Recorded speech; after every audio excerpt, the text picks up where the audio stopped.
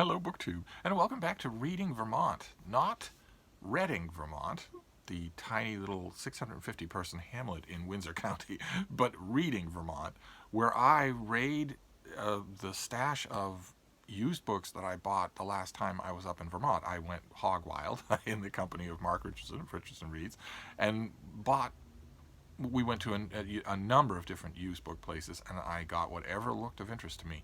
Just had a blast. Without worrying about having to lug it around, because I had an enormous truck. so I wasn't worried about filling a tote bag, as I might have been here in Boston. And when I brought all those books back here, I didn't disseminate them into my collection. Instead, I left them. I put them in two neat piles on the living room floor in front of a bookcase, but out of the way, and left them there. And the thought in my mind, because I ordinarily don't do that. Ordinarily, I view books on the floor as a failure. If you're a book person, you shouldn't have books piled on the floor. If you have books piled on the floor, you either have too few bookcases or you have too many books. But one way or another, I left them there intentionally, and my thought was, I will deal with those when I need to replace that floor pile with my next mega book haul from Vermont. I thought, surely I will be going back to the old farmhouse in a month, or 2 months at the very least, because in 2 or 3 months there'll be the Five Colleges book sale. A whole high school filled with used books. Every hallway, every gymnasium, every classroom filled with used books. You might remember the last time I went to the Five Colleges book sale, and that was my first time.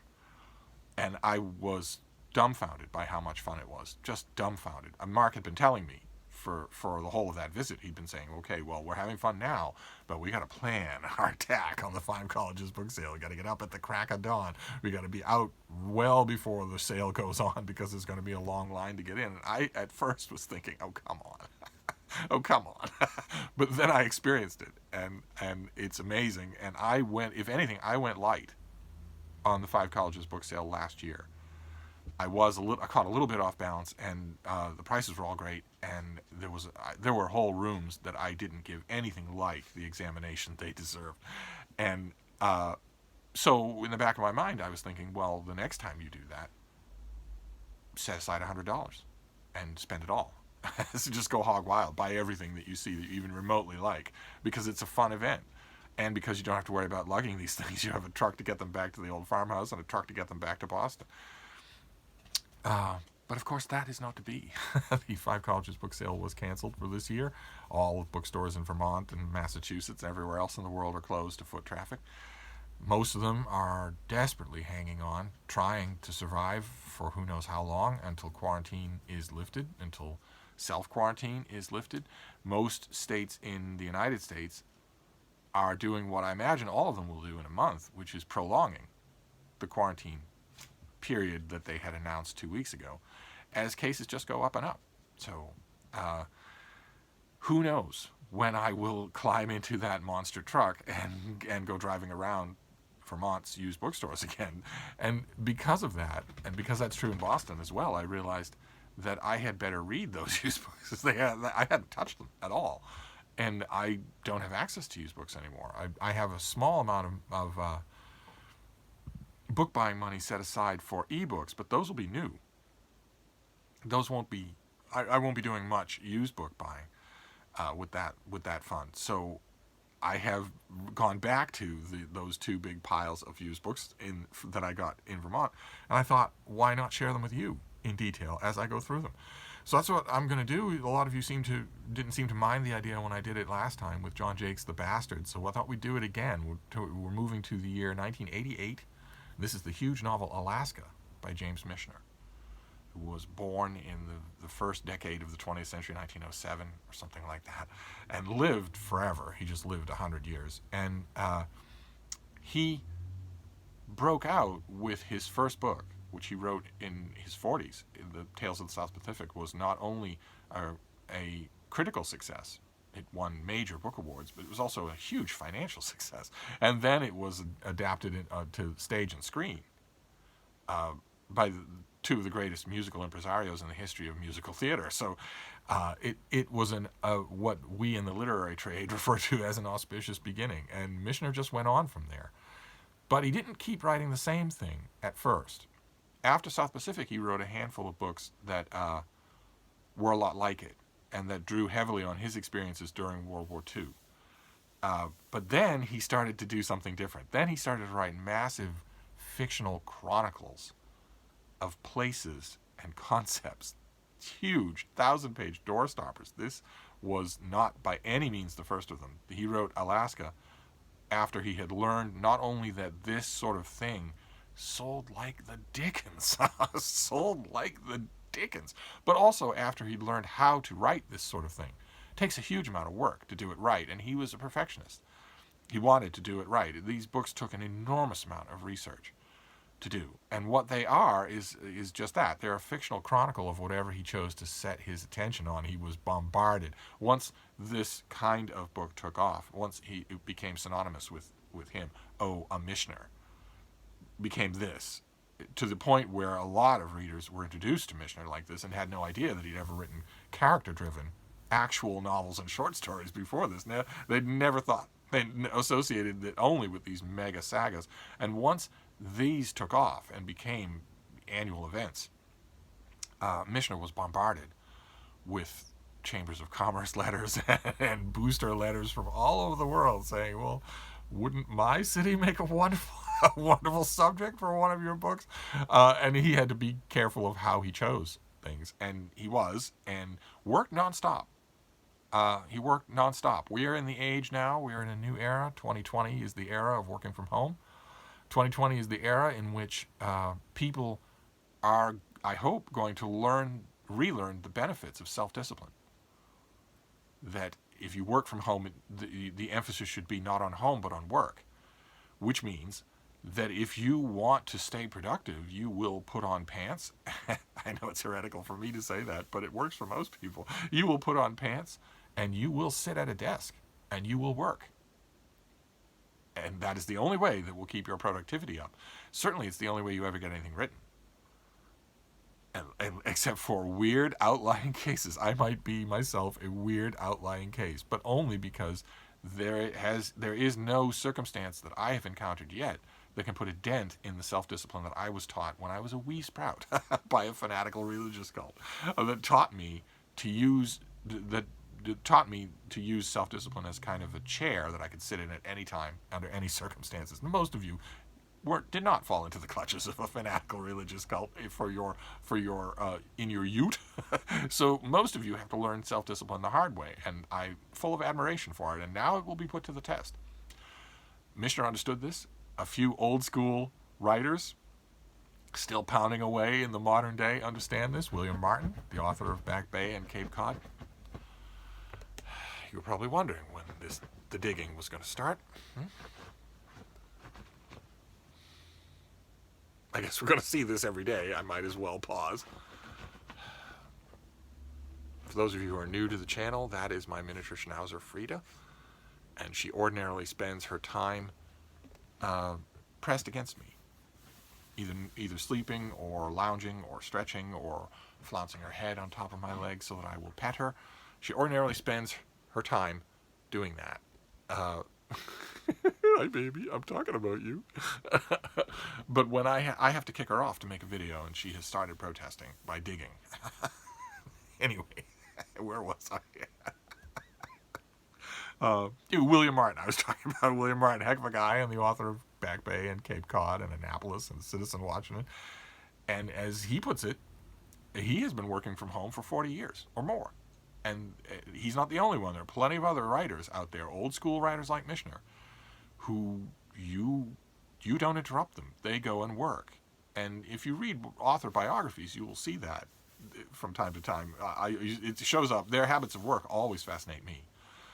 My mind, my reading eye is always drawn to, what is your own ritual? You get up before dawn, you work until 2, and then you don't even think about writing until the next day at dawn. Or do you get up in the morning, have a nice leisurely morning, deal with your friends and family, and then go up to your study and work until 5 without any interruption, except maybe for lunch, and then you're finished for the day and you don't think about it? Or are you one of those writers who works all the time, who just works all the time. And Michener was like that sometimes when the work of a book was on him, or when, God forbid, a deadline was drawing in. He would work just all day long. He would work from the moment he woke up until the moment he went to bed. And he was a good egg. He was a little bit odd, but he was a good egg. Most writers are a little bit odd, but he was a good egg. He gave back.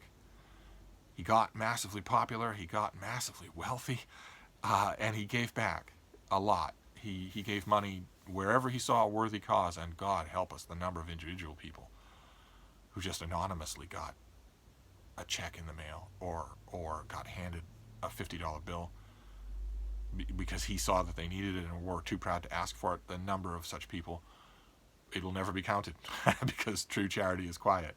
It'll never be counted. But he gave lavishly to, for instance, the Iowa Writers Workshop in Iowa City, Iowa, on the banks of the Iowa River. He gave lavishly to the University of Texas at Austin, two places that I have a long familiarity with. And he didn't mind the... He was generous. He was a good egg. He was a fine craftsman, and he didn't mind too much the condescension that inevitably came his way once the literary world saw that these things were selling like crazy. The idea of getting these things used to be on metal spinner racks at stores and bookstores, bookshops, on train station platforms, in airports. Oh my God, it was the quintessential airport book, and against all rationale, against all calculus. The publishing world would see these things and think, okay, well, but no harried commuter on the commuting train from Chappaqua is going to pick up a 1,000-page book. And they did. Oh my, they did. And the Book of the Month Club had an ongoing, passionate, torrid love affair with this author. He proved that fantastic narrative storytelling wins over anything like the inconvenience of page numbers, wins over anything like a suburban mom or a suburban dad saying, I'm not much of a reader. It wins. It wins over all of those things. Good, fantastic storytelling wins over all of those things. And Michener proved it. At least it was true with him. It's been true with other authors too. It was certainly true. We could go back to the Victorian era. If you get a reputation as an author who does not let his readers down, then it will work. You will find your readership. And once that was true, once the publishing world, the literary world saw that, Michener came in for a good deal of condescension from people who thought, oh, well, it's pure commercial fiction. Okay. All right. I'm sure that it bothered him. He had a tough hide, but I'm sure that it bothered him more than he let on. But he had the final say, because these things are still great. They are still readable, even after all this time, which is why I made the decision in 2019 that I wanted all of these old Michener paperbacks. I used to have them one way or another, on and on and on. Fortunately, part of the training that I had at the hands of those religious fanatics was not to condescend as much as possible. I am guilty of it. I condescended towards, for instance, the romance genre for a long time, but always trying to correct myself. Critically judging something as bad is one thing, but condescending to it sight unseen, out of hand, just because of some imagined ranking is ridiculous. It's a total waste of time, and we don't have any time to waste. So I made my peace with the fact that I just liked James Michener's books. I made my peace with it fairly early. I wasn't the only one. There were plenty of critics I knew 40 years ago who said, we would in private say, in private, friends of mine would say, well, I'd say, what are you reading? And they'd say, oh, I just finished the latest Michener. So good. But don't tell anybody. I had that conversation many times with people who would then the next week show up in the New York Review of Books. And I was one of them. I made my peace with this author. I made my peace with the fact that I just loved his books. But I didn't keep them. And that was a lingering after effect of condescension. So in 2019, I made a vow that if I love these things, and if I know already how much I love rereading, God, I have no idea how many times I've reread Hawaii or Chesapeake. No idea. I want them in these old paperbacks, the ones with the oval on the cover, with the illustration in an oval on the cover and on the spine. I don't want them in any other version. The new trade paperbacks are absolutely lovely, but I don't want them in. I want these. I even put out the call to all of you to go to your used bookstores and find these things for me. And a few of you actually came through with a few of them before used bookstores closed. I'm going to continue with that quest if used bookstores ever open. I'm going to continue, but in the meantime, in Vermont, I found Alaska, which came out in 1988, and this was Michener's doing his Michener routine. By this point, it was a well-oiled machine of research, vetting, overall huge, big picture view of the whole of the history of whatever the subject was, and then what he would do was look at that whole history and pick where he wanted to come down in his narrative and actually tell the stories. So it's not a history. It's a huge telescoping view of whatever it is, and then he sets himself down at various periods in the history, judged solely on the merits of his instincts as an author. So that when you read some of these things, if you know the history of that he's talking about, then there will be cases where you will say, well, I wouldn't have done that. I wouldn't have come down on that point. I would have come down on this point instead. I have a couple of those with Texas, another book by his. But I spent an enormous amount of time in Alaska, enormous amounts of time, nowhere near civilization. And this book, I don't think puts a foot wrong anywhere. Even though it can get odd, Michener didn't care. He didn't care, and that was one of the things about him that his critics weren't very quick to perceive, showing that they could dismiss these books, but they very seldom read them. I very seldom got the impression that anybody who dismissed these things actually read them, because some of the narrative choices that Michener makes when he settles down into his narrative points along his spectrum are downright weird. And that is the sign of an author who cares first about the stories he wants to tell, and second about whether or not they will be well received.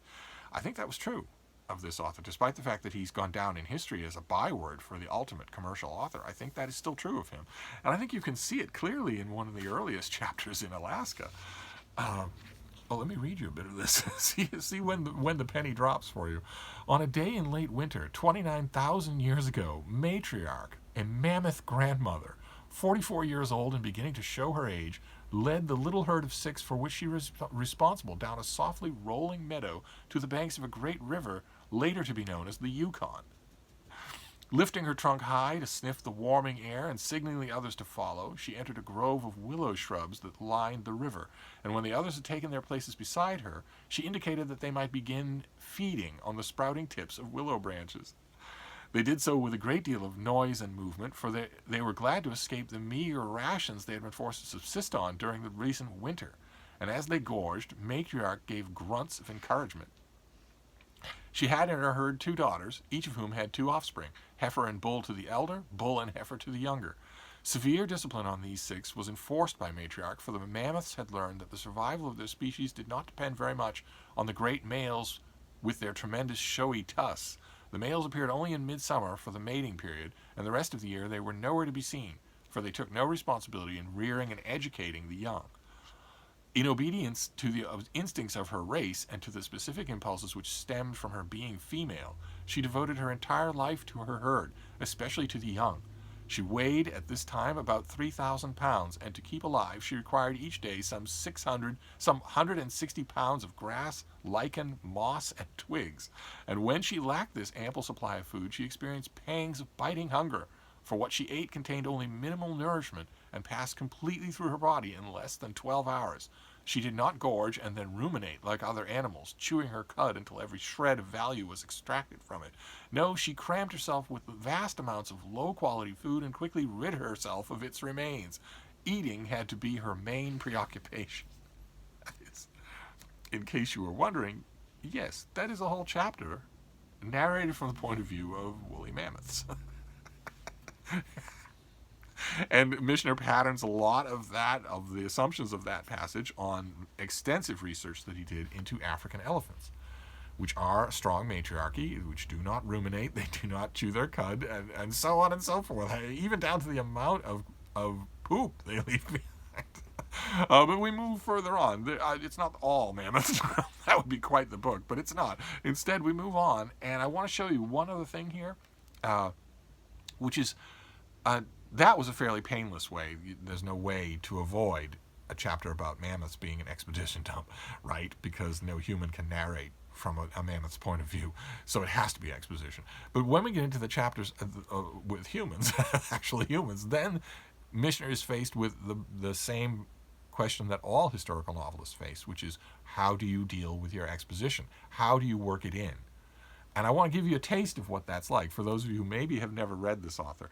This is later on when Alaska is verging on statehood, but is not there yet. Two characters are debating what that would mean. What did you allow Congress to do, Dr. Jackson, says one of the characters. We didn't allow it. Harrison and I forced it. But the Oregon bit, that nullified everything. Now wait, Jackson said defensively. Congress refused to give us territorial status, but best we could get was what we should have, that we should be governed by the local laws as Oregon. At this, Caldwell leaped from his chair.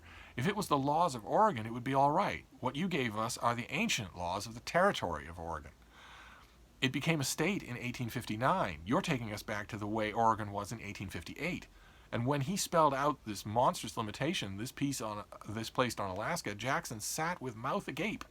We can't have jury trials in Alaska because Oregon's territorial law said that to be eligible, jury members must be taxpayers. Sensible rule, Jackson said, provides responsible men for jury duty. But we have no taxes in Alaska. Therefore, no juries. When Jackson gasped, he continued, many of the best laws in Oregon Territory related to counties, but we can't have any laws of those laws here because we have no counties. That's ridiculous, the missionary who fathered the law grumbled, but Caldwell was far from finished with his critique. No one can buy land here because Oregon's law made no provision for a land law. Worse, for the same reason, the Great Homestead Act, which has settled the West, can't be used here to give settlers free land. But what really strangles us is that we can have no local legislature because Oregon in those days didn't have one. On and on he went, sometimes showing Jackson chapter and line of the antiquated law, so that by the time he finished, Jackson realized that with his help, Congress had returned Alaska to a straitjacket. He saw that he would have to fight most of his battles all over again, and he began that night to flood Congress with new letters of advice and his women supporters with new appeals for funds, because when he engaged in battle, there was no truce, no surrender. I don't know how many of you have tried writing historical fiction. I have, many, many times. And that is extremely canny in terms of how to deploy exposition. Now you know, if you didn't before, that one of the original legal dispositions of the territory of Alaska, before it even was an official U.S. territory, was governed originally by mistake. That it was patterned not after the state of Oregon, but after the territory of Oregon, which didn't work at all and left chaos, left a wilderness where the character who had been trying to do right by Alaska in its beginnings had in fact hampered it for a long time. And Michener has a point. In this scene, as in most other scenes, there's a large amount here about Russian missionaries. A large amount there. He has a point in that most of the historical vignettes that he's dramatizing for hundreds of pages inside the course of this book are meant to point towards what Michener viewed as the current character of the place. He does the same thing with the Caribbean, same thing with Hawaii, same thing with The Source, his book about Jerusalem, and the same thing here. These are not chosen at random. They are not chosen because of strong characters. Not in all cases. Michener could make a chair interesting if he wanted to, so he didn't have to go for strong historical characters. Instead, there's a theme. It runs all throughout this book. I noticed it when I was rereading more than I had the first time, where he is bolstering an idea of a characterization of a place. He does the same thing with the whole of America in Centennial. And finishing this thing just made me want to read more. And it reminded me that in days of yore, when Michener was alive and kicking and turning out these blockbusters every single year, that was always my reaction. I might have occasionally been guilty of the same thing that my friends were and saying, don't tell anybody, but I don't think I remember ever finishing a James Michener novel without wanting to read another one, which is no small thing when the author's writing a 1,000-page book every year. So that is your reading, not reading. Your reading Vermont for today is from 1988. This is Alaska by James Michener. I am undaunted. if we all survive this pandemic, I will continue to collect these things until I have them all. This is in perfect condition that I found up in Vermont, and unfortunately, Michener never wrote a book about Vermont. And one of the books that was foremost in his mind, it always came up when he talked about it. People would always ask him, "What's your next big book going to be?" And he often mentioned a big book that was on his mind that he never actually got around to writing, and that was about Pennsylvania. And I would have loved to read that. Absolutely loved it. But it never was to be. You can always, when you read a Michener novel like this, you can always imagine your favorite story told as a Michener novel. In fact, there was a knockoff series, Michener, these panoramic, multi-generational historical novels about places, spawned a million imitations, a million of them. And one of them was a long series where you might even know it. You might have seen it in your old used bookstore from time to time. One of them was an old series that went through the United States, state by state. A state name and an exclamation point. And they did Pennsylvania. that series hit Pennsylvania, but there's nothing like the original. so that is your Reading Vermont book for today. Is your Reading Vermont book for, I did it myself. Your Reading Vermont book for today is James Michener's Alaska. There's a whole bunch more of these things to go, so I will continue to, as I read into my last stash of used books. As I read into it, I will share the boring glory. So I'm going to wrap this up for now, but I'll be back. Thank you, BookTube.